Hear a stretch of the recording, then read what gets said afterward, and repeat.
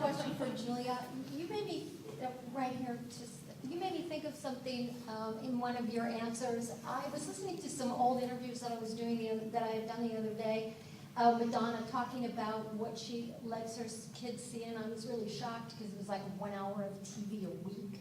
And then last night I was watching Michelle Obama, who was on Jay Leno, and the president's kids can get on their computer or watch TV like 2 hours a week.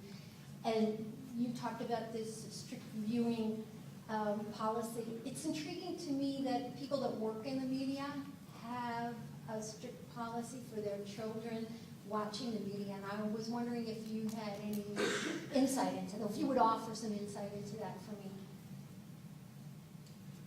I don't think I can offer insight, just my, thoughts of how we consider it in our home, which is just that, those nice, cozy, very short hours before bed, we just really spend together as a family, talking and sharing the day and reading books, and really before you know it, it is time for bed. So, part of it is there's just not time for that. We would prefer something different in that time during the week. And they do get to watch something. I love movies, obviously. I love, a great deal of television. I was raised on television. But for us, we just feel there's a real time and a place for it, certainly. I don't think it's that mysterious, really. And it's nice that it opens up other options, stories and poetry and talking, sharing ideas. Thank you. For Ms. Roberts, when you were first establishing yourself in Hollywood, did you ever find yourself on the receiving end of any evil queen type treatment from actresses who still saw themselves as the fairest in the land? Yes, but I wouldn't limit it to just actresses. But I did. That's,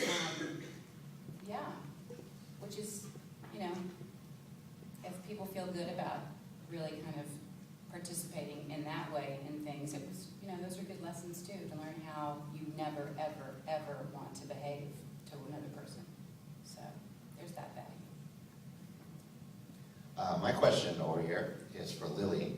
I was curious, Snow White obviously is a very iconic character, and when you first learned that you got the part, I was just kind of curious what kind of emotions you had about tackling such a role that has been in our civilization for centuries.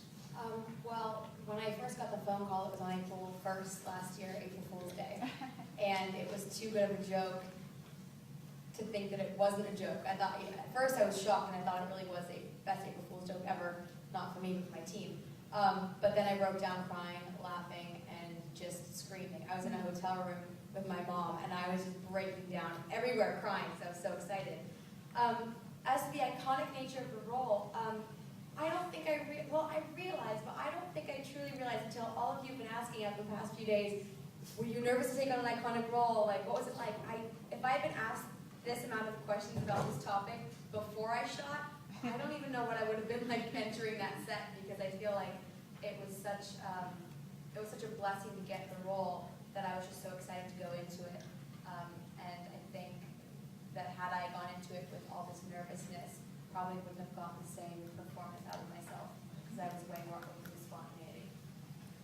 Over here. Julie and Lily, can you please talk about working with Armie Hammer? Maybe Lily, you had some really physical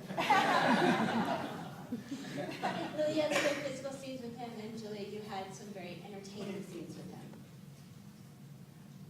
He's good on the chin, that one, because he just went way up.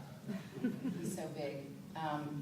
He's gone off to another movie now, so I don't think we should give him too much attention.